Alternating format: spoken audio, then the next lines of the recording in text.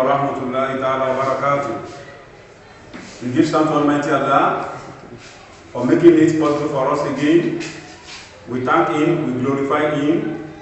May the peace and blessing of Allah continue to descend on the noble soul of our Prophet Muhammad sallallahu alaihi wasallam, his household, his companions, and those who follow him to the day of judgment. In continuation of our e-learning, we have started explaining the study of AN-NIKAH in our last explanation. We divined the word of nikah by saying marriage is called AN-NIKAH in Arabic word or in Arabic term, which means uniting or union of the two bodies to become one. After that, we explained how marriage is encouraged by Islam. We quoted Quranic verse and a hadith of the Prophet. The Quran we quoted says that وَانْكِحُوا لِأَيَامَ مِنْكُمْ وَالصَّالِحِينَ مِنْ عِبَادِكُمْ, which means marry those among you who are single, that is, man who has no wife should marry, and the woman who has no husband. After that, we explained the purposes and importance of marriage. We listed or mentioned some of the purposes and importance of marriage. The next one that follows it is prohibited categories of partners in marriage. Islam prohibits marriage between categories of persons for some reasons. 1. Blood relationship. 2. First reach, that is, mate relationship. 3. Morality. 4. Marriage affinity.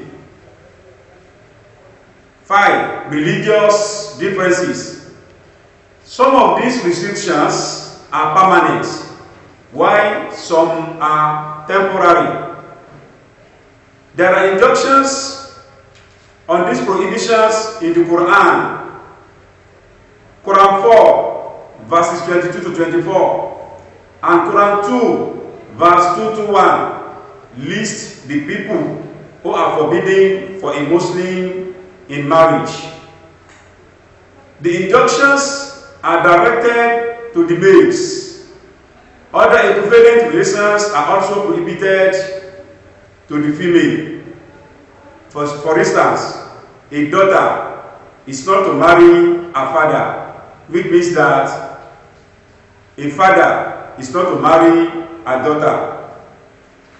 Permanent prohibitions. The following are permanently prohibited in marriage. Under the blood relationship, a man cannot marry his mother or grandmother, his daughter or granddaughter, his sister, whether full or half, his aunts or great aunts, etc. Under the first rate, mate relationship, where a child is raised at the breast of a foster mother. The foster mother and the children are like real mothers and children. Another one, affinity, marriage relationship.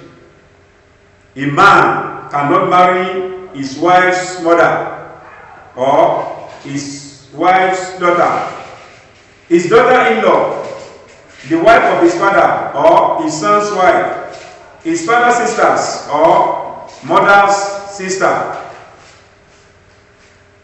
These are the permanent prohibited.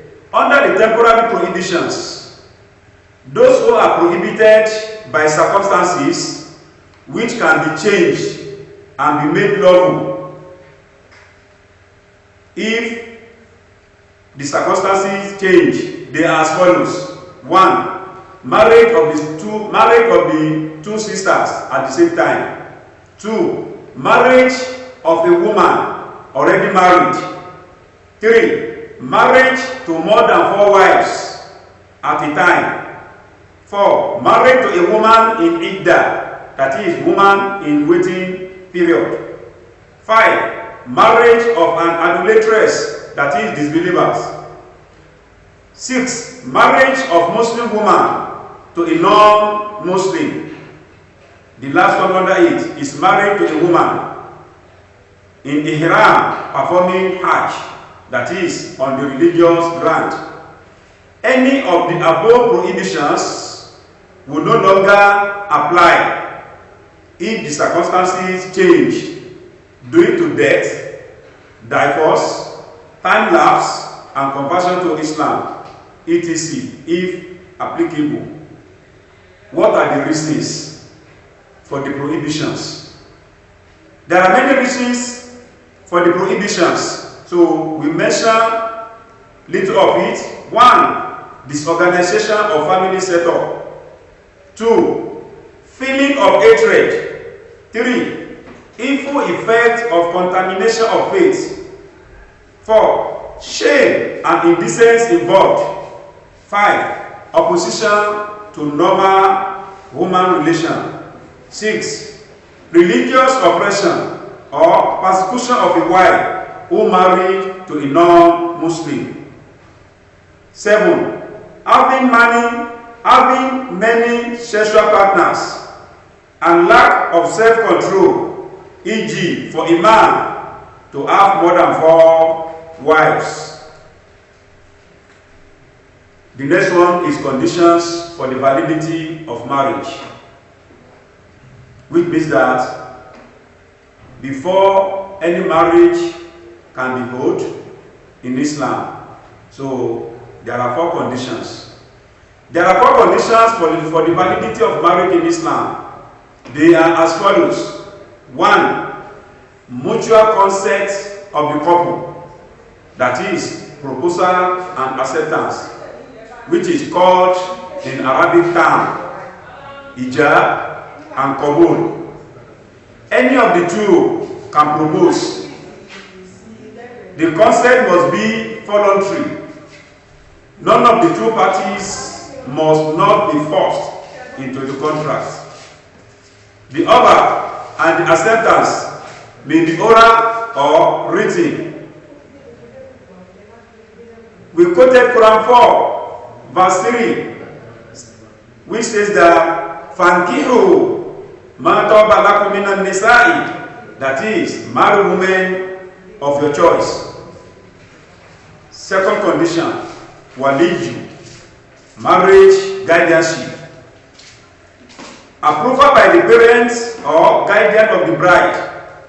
The Quran 4, verse 25 states that Fankihu hunna bi-idni ahlihinna, that is, marry them, means marry the woman with the permission of their people. Number 3, mandatory gift. This mandatory gift is called mahar or sodak from the groom to the bride, and it must be given. It has no limit. It is mutually agreed between the couple. Number 4, which is the last condition, witness or publicity. Witness to the marriage contract must be at least 2 adults witness at the ceremony. These are the 4 conditions for the validity of marriage. What are the lessons that we can learn or derive from the conditions of the validity of marriage in Islam? 1. A person must make a good choice of spouse. You choose your own choice. Number 2, a guest parent consent must be obtained before the marriage. Lesson 3, the third one, a bride gift is mandatory. 4, witnesses are necessary. 5, moderation should be applied to the amount of mahar. to be paid. These are the lessons that we learn from the conditions for the validity of marriage in Islam. Now, what are the duties and rights of husband and wife after the marriage? 1. Mutual obligation of marriage. Marriage is regarded as a relationship which entails mutual obligations. The duties of the husband are the rights of the wife, and the vice versa. Both couples should carry out their responsibilities. 2. Headship of the family. A family is an organizational unit for the mutual benefits of its member. In Islam, the husband is to fulfill the responsibility of leadership. Number 3, duties of the wife in the home. The wife is responsible for making the home a comfortable and happy place for all the family. She is therefore to take charge of the day-to-day management and smooth running. 4. Maintenance and protection of the wife and children. In the glorious Quran, the husband is fully responsible for the feeding, housing, clothing, and the general welfare of the wife and the children. He is also responsible for protecting them from any external danger and to ensure their proper Islamic education, which will protect them from doing wrong of ignorance. 5. Sexual fulfillment. Marriage is only a relationship in which sexual relations are lawful in Islam. 6. Dowry. The dowry is a gift from the husband to the bride, which gives her some independent financial resources, which she can do as she likes for saving, investment, spending, etc. 7. Mutual respect for each other and parents. Both husband and wife should behave with dignity and respect for each other and consideration, avoiding abuse and harshness, and showing respect and consideration for each other parents. 8.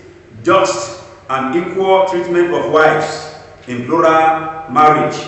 The husband is helped in Quran 4 verse 3 to deal justly between wives and give them equal treatment. And if he cannot do so, he should marry to one wife only. 9. Prolonged, unexplained absence of husband. A husband is not leave his wife in suspense for a long period, not knowing where he is or why he does not return. 10. Absence without permission from matrimonial home. The wife should not leave the matrimonial home without the husband's permission. 11. Divorce. In the event of either partner violating the legal rights of the other in marriage, or of the couple being unable to live happily together, each has access to divorce each other. 12. Inheritance. Husband and wife, in the event of the death of the partner, are entitled to a fee share of the inheritance in accordance with the proportions laid down in the Sharia. So these are the duties and rights of the husband and wife under the Islamic marriage. So this is the end of the study of AN-NIKAH. The next topic following it is the opposite of what we have done now, which is study of talaq, divorce in Islam. So whatever you have, so you can forward it through the management, so it will reach us. Assignment given to you under it, try to do it. So when we resume back to the college, you'll be able to do the more correction. Wassalamu alaikum warahmatullahi wabarakatuh.